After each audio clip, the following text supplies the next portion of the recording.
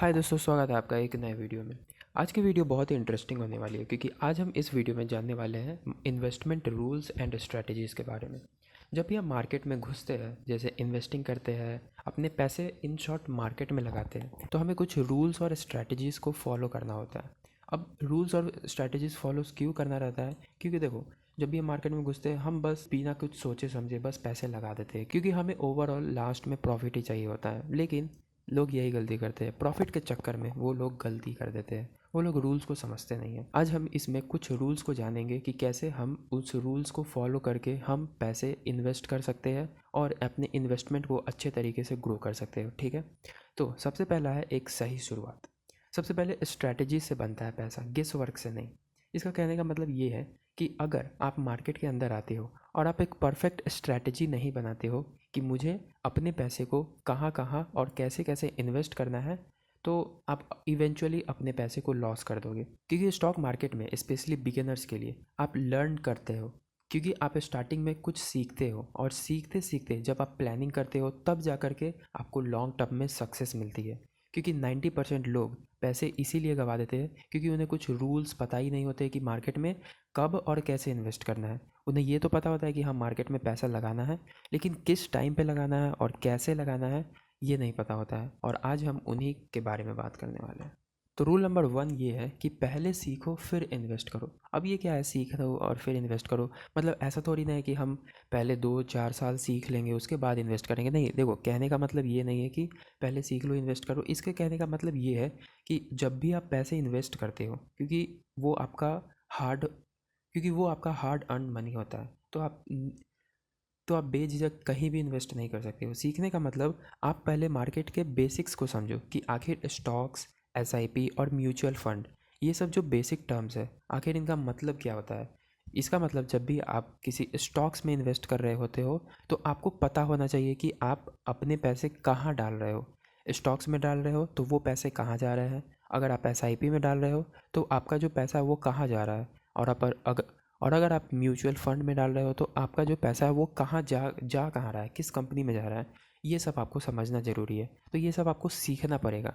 ऐसा नहीं है कि आपको एक दिन में आने का, और ये नहीं है कि आपको ये एक दिन में आ जाएगा, आपको ये धीरे धीरे आने वाला है। ठीक है, तो आपको बेसिक्स पहले स्टॉक्स, एसआईपी और म्यूचुअल फंड ये सब सीखना पड़ेगा कि आखिर ये स्टॉक्स होता क्या है, एसआईपी होता क्या है और म्यूचुअल फंड होता क्या है। मतलब अगर आप पैसे स्टॉक्स में डाल रहे हो तो वो किस कंपनी में जा रहा है, एसआईपी और म्यूचुअल फंड में डाल रहे हो तो वो किस किस कंपनी में जा रहा है।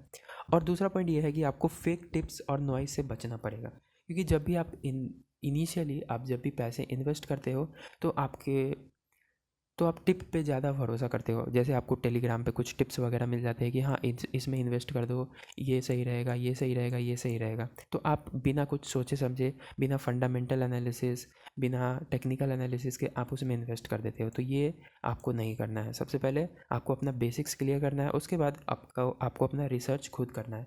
वो भी मैं बताऊँगा कि रिसर्च कैसे करना है और कहाँ से कर सकते हो। तो सबसे पहले तो आपको Zerodha, veracity, grow blog, YouTube ये बेस्ट सोर्सेज है आपको लर्निंग के लिए। मतलब आपको अगर आपको सीखना है ऑफिशियली, देखो ये पूरा ऑफिशियली है। जीरोधा को आपको पता है कि जीरोधा बहुत ही बड़ी कंपनी है, स्टॉक ब्रोकर है। जीरोधा, वेरिसिटी पे, ग्रो के व्लॉग पे, ऑफिशियल व्लॉग पेज पे, फिर यूट्यूब तो एक कुआं है लर्निंग का। तो ये सब सोर्सेज है जहाँ पे आप सीख सकते हो स्टॉक्स के बारे में, एसआईपीज़ के बारे में, ट्रेडिंग के बारे में, म्यूचुअल फंड्स के बारे में। अभी हम इन्वेस्टिंग पे फोकस कर रहे हैं, तो अभी हम ये सब इन तीनों पे फोकस करेंगे, stocks, SIP and mutual fund. तो इन तीनों के बारे में आपको जानना ज़रूरी है। ठीक है, तो ये सब सोर्सेज है जहाँ से आप सीख सकते हो। ये सब ऑफिशियल है, मतलब ये आपको कोई फेक न्यूज़ वगैरह नहीं देगा। आपको ये सिर्फ ओरिजिनल सोर्स है जहाँ पे आपको ऑथेंटिक कंटेंट मिलेंगे। उसके बाद पेपर ट्रेडिंग से आपको प्रैक्टिस करना चाहिए। कि देखो, अगर आप इन्वेस्टिंग करते हो, लेकिन इन्वेस्टिंग और ट्रेडिंग दो अलग अलग चीज़ है। तो अगर आप ट्रेडिंग में जाना चाहते हो तो ट्रेडिंग में आप पैसे डुबा ना दो एक बार में, तो आपको पेपर ट्रेडिंग करना आना चाहिए। पेपर ट्रेडिंग एक डेमो टाइप होता है जिसमें आप फेक मनी को यूज़ करके ट्रेडिंग कर सकते हो। तो ये आगे की बात है। ठीक है, उसके बाद इन्वेस्टमेंट जनरल मेंटेन करो, डिसीजंस ट्रैक करो। इसका कहने का मतलब ये है कि जब भी आप पैसे, सपोज़ आपने रियलाइंस सेक्टर में पैसे इन्वेस्ट कर दिए, तो अब इसमें इन्वेस्ट करने के बाद आपका पैसा इवेंचुअली ग्रो कर रहा है या नीचे जा रहा है, आपको ये ध्यान रखना पड़ेगा। क्योंकि अगर ये नीचे जाता जा रहा है तो आपको ये ध्यान रखना है कि यहाँ पे आपको फिर से बाय करना है या यहाँ पे आपको एग्ज़िट कर लेना है। तो ये सब आपको ध्यान रखना पड़ेगा और ये सब लर्निंग के पार्ट में आता है जो कि आप आगे चलकर सीखोगे। ठीक है, अब बढ़ते हैं नेक्स्ट रूल की ओर। हमारा जो नेक्स्ट रूल है वो है गोल बेस्ड इन्वेस्टमेंट। अब इसका मतलब क्या है? हर इन्वेस्टमेंट का गोल सेट करना चाहिए, जैसे शॉर्ट टर्म, मिड टर्म और लॉन्ग टर्म। सपोज़ आपके पास 10,000 रुपये हैं, ठीक है। अब आप इवेंचुअली 10,000 रुपये एक ही चीज़ में नहीं डाल दोगे कि हाँ भाई मेरे पास 10,000 है, मैंने इसमें डाल दिया और आप निश्चिंत रह जाओ कि हाँ भाई 10,000 है, अब ये इवेंचुअली ग्रो हो जाएगा। नहीं, ऐसा नहीं है। देखो, हर चीज़ का अलग अलग पार्ट होता है, आपको डिवाइड करना पड़ेगा कि आपके पास सपोज़ 10,000 है तो आप शॉर्ट टर्म, मिड टर्म और लॉन्ग टर्म, मतलब आपको सपोज़ 3,000 आपको उस सेक्टर्स में डालना है जो कि आप सपोज़ 1 साल या 2 साल में इन्वेस्ट करके आप उसमें एग्ज़िट ले लो, प्रॉफिट बना करके, ना कि लॉस करके। ठीक है, ये शॉर्ट टर्म हो गया। मिड टर्म में जैसे आप 5 से 10 साल के अंदर में आपने कुछ पैसे लगा दिए और वो जब वो ग्रो हो जाएगा तब आप वो एग्ज़िट ले लो। और लॉन्ग टर्म में आपको 10 से 20 साल या 15 साल आप उसमें इन्वेस्ट करो और जब वो ग्रो हो जाए तब आप एग्ज़िट ले लो। तो ये आपको अपना ट्रैक करना पड़ेगा। लेकिन ये आपको सीखते सीखते पता चलेगा। ऐसा नहीं है कि आप अब ये भी समझ सकते हो कि जब सपोज़ आपने इसमें 5,000 लगाए, आपने इसमें 10,000 लगाए और इसमें 15,000 लगाए, तो ये आपको सीख के पता करना पड़ेगा कि आपको कितने पैसे और कितने टाइम तक लगाना है। जैसे शॉर्ट टर्म 1 से 3 साल के लिए होता है, मिड टर्म 3 से 5 और लॉन्ग टर्म 5 साल से ज़्यादा तक के लिए। उसके बाद रिस्क टॉलरेंस आपको समझना पड़ेगा, क्योंकि अगर आप रिस्क नहीं समझोगे तो आपका लॉस निश्चित है। क्योंकि देखो, हर जब भी आप पैसे इन्वेस्ट करते हो तो ये अनप्रिडिक्टेबल होता है। मतलब आपको एनालिसिस तो आना ज़रूरी है, एनालाइज करके आप कर सकते हो, लेकिन कोई भी चीज़ प्रेडिक्टेबल नहीं होती है, क्योंकि स्टॉक मार्केट प्रेडिक्टेबल है ही नहीं, ये अनप्रेडिक्टेबल है। इसलिए आप उतना ही इन्वेस्ट करो जितना आप सह सको। ठीक है, उसके बाद इमरजेंसी फ़ंड रखना चाहिए। सपोज़ आपके पास 50,000 की सैलरी आती है, ठीक है। अब आपको ये नहीं है कि आपको 50,000 का जो 50,000 है वही इन्वेस्ट कर देना है। जैसे आप अपना डिवीज़न कर लो कि हाँ ये मैं 10,000 यहाँ पे बचा लूँगा, 10,000 यहाँ पे बचा लूँगा और 10,000 यहाँ पे बचा लूँगा, और 10,000 as a saving emergency fund के लिए आपको रखना ज़रूरी है। क्योंकि इन केस आपका अगर कुछ रिसेशन आ गया, लॉस हो गया, किसी भी कारण से लॉस अगर हो गया तो आपको वो पैसा काम देगा। ठीक है, क्योंकि मैंने आपको पहले ही बोला है कि जो स्टॉक मार्केट है वो अनप्रेडिक्टेबल है, कब वो ऊपर जाएगा कब वो नीचे चला जाएगा आपको बिल्कुल पता नहीं है। तो ये चीज़ें होनी चाहिए। उसके बाद हर गोल का टाइमलाइन और स्ट्रैटेजी अलग अलग होता है, जो कि मैंने आपको बताया था कि जब भी आप स्ट्रैटेजी बनाओ तो आपको ये पता होना चाहिए कि आप कब तक इसे में इन्वेस्ट कर रहे हो। आप अगर 3 साल का इन्वेस्ट कर रहे हो तो आपको एग्ज़िट लेना है या नहीं लेना है। अगर आप 5 साल तक इन्वेस्ट कर रहे हो तो आपको वहाँ पे उस पॉइंट पे एग्ज़िट लेना है या और इन्वेस्ट करके उसे और ग्रो करना है। ये सब आपके ऊपर डिपेंड करता है। तो ये सारी चीज़ें आपके ऊपर है। उसके बाद तीसरा नंबर रूल है हमारा, डाइवर्सिफाई करना। अब डाइवर्सिफाई करने का मतलब, सपोज़ इंडिया में या वर्ल्ड में पूरे में बहुत सारे सेक्टर हैं। जैसे एक हो गया हेल्थ सेक्टर, एक हो गया आईटी सेक्टर, एक हो गया फाइनेंशियल सेक्टर और एक हो गया एनर्जी सेक्टर। बहुत सारे सेक्टर्स हैं, अलग अलग सेक्टर्स हैं। अब ऐसा नहीं है कि अगर कोई एक सेक्टर ग्रो कर रहा है तो ज़रूरी नहीं है कि दूसरा सेक्टर ग्रो कर रहा हो। अगर एक सेक्टर ग्रो कर रहा है तो दूसरा सेक्टर नीचे जाएगा या तीसरा सेक्टर ऊपर जाएगा और चौथा सेक्टर भी नीचे जाएगा। मतलब ये अलग अलग सेक्टर पे डिवाइड होता है।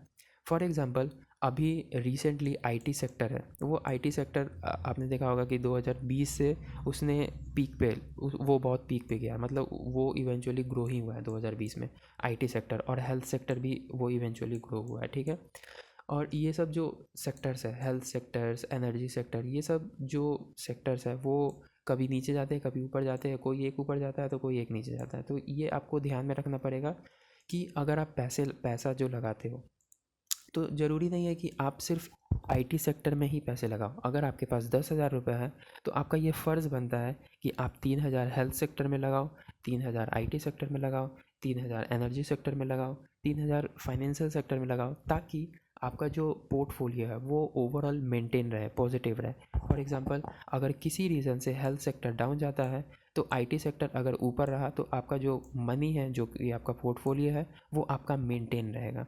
क्योंकि ऐसा बहुत ही रेयर केस में देखा जाता है कि हर जो सेक्टर है वो नीचे जाता है। ठीक है, तो इसलिए कहा जाता है कि आप हर सेक्टर में थोड़ा थोड़ा पैसा इन्वेस्ट करो, ना कि एक सेक्टर में पूरा इन्वेस्ट करो, ठीक है।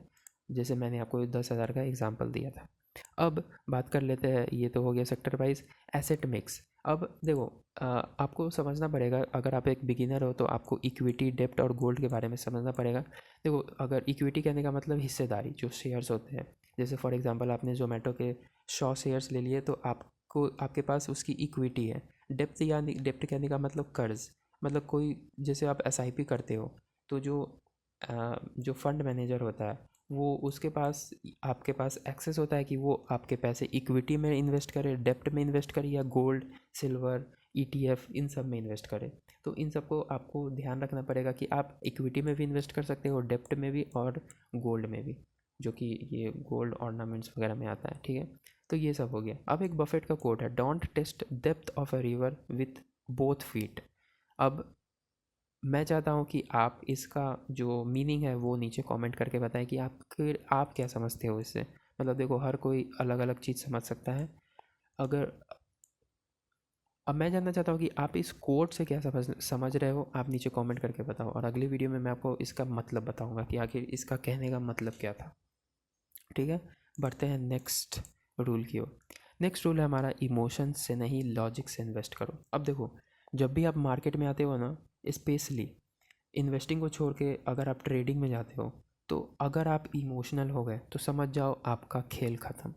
क्योंकि मार्केट आपको इस तरीके से इमोशनली टॉलरेट करेगा, मतलब मार्केट आपको इस तरीके से इमोशनली तोड़ देगा कि आप लॉस में ही जाओगे। क्योंकि ट्रेडिंग में क्या होता है कि जब भी आप पैसे इन्वेस्ट करते हो तो आपको एक दो बार प्रॉफिट होगा, तीसरे बार आपको इतना लॉस होगा, इतना लॉस होगा कि आप सोचोगे मैं एक बार और करता हूँ, एक बार और करता हूँ, एक बार और करता हूँ, और आपके पूरे पैसे ख़त्म हो जाएंगे। इसलिए कहा जाता है कि आपको मार्केट में इमोशन से नहीं, लॉजिक से इन्वेस्ट करना पड़ेगा।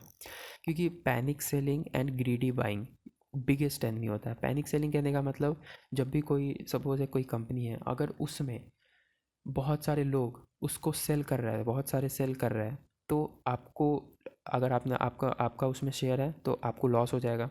अगर फॉर एग्जांपल ग्रीडी, ये तो हो गया पैनिक सेलिंग। और ग्रीडी बाइंग, ग्रीडी बाइंग का कहने का मतलब, सपोज़ कोई भी एक स्मॉल कंपनी है जो कि, जिसकी शेयर्स 1 रुपये है या 0.2 रुपीज़ है, ऐसे करके है, तो जिसको हम पेनी स्टॉक्स कहते हैं। तो ज़रूरी नहीं है कि आप उसके शेयर्स खरीद लोगे, 100 शेयर्स, 1,000 शेयर्स, तो वो ग्रो करेगी।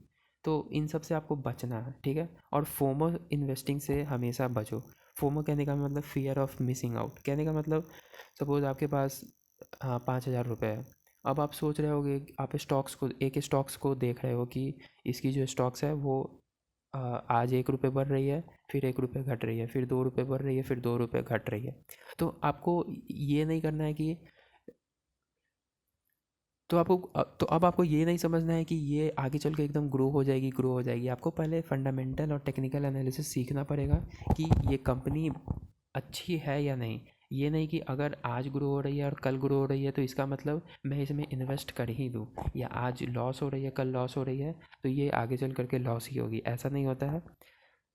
आपको पहले फंडामेंटल और टेक्निकल एनालिसिस आना चाहिए, तब जा करके आप उसमें इन्वेस्ट करो। फोमो, आपको फोमो में नहीं रहना है कि नहीं, अगर मैंने आज नहीं इन्वेस्ट किया तो मैं लॉस में चला जाऊंगा या मैं बहुत पछताऊंगा, ऐसे ऐसा नहीं करना है। आपको इमोशंस नहीं लाना है बेसिकली। आपको लॉजिकल इन्वेस्टमेंट करनी है, क्योंकि यहाँ पे सिर्फ लॉजिक चलता है, इमोशंस नहीं, और जो इमोशंस में आ गया वो लॉस है, ठीक है।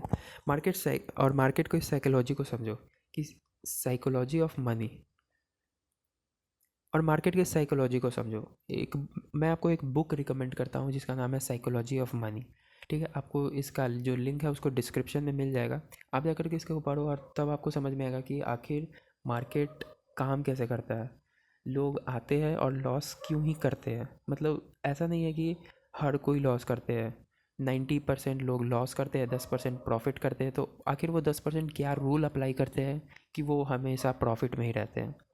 ऐसा नहीं है कि वो लॉस नहीं करते हैं, लेकिन वो लॉस इस तरीके से करते हैं कि उनका जो लॉस है वो कम रहता है और प्रॉफिट ज़्यादा होता है। तो आपको ये ध्यान रखना है, ठीक है। क्योंकि अगर आप लॉजिक बेस्ड डिसीजन लोगे तो आपको लॉन्ग टर्म में फ़ायदा होगा। और हमारा 5वां रूल है, डिसिप्लिन लॉन्ग टर्म सक्सेस, आपको डिसिप्लिन में रहना पड़ेगा। अब देखो, ये कहने का मतलब क्या है कि डिसिप्लिन कहने का मतलब क्या है, देखो जब भी कोई भी बिगिनर मार्केट में आता है तो वो बेसिकली इसलिए आता है क्योंकि उसे चाहिए प्रॉफिट। चाहे आप हो या मैं हूँ, हर किसी को प्रॉफिट ही चाहिए, ठीक है। इसकी कोई गुंजाइश नहीं है, प्रॉफिट तो चाहिए। बट प्रॉफिट के लिए आपको कंसिस्टेंटली कुछ ना कुछ सीखना पड़ेगा, आपको डिसिप्लिन रहना पड़ेगा, ठीक है।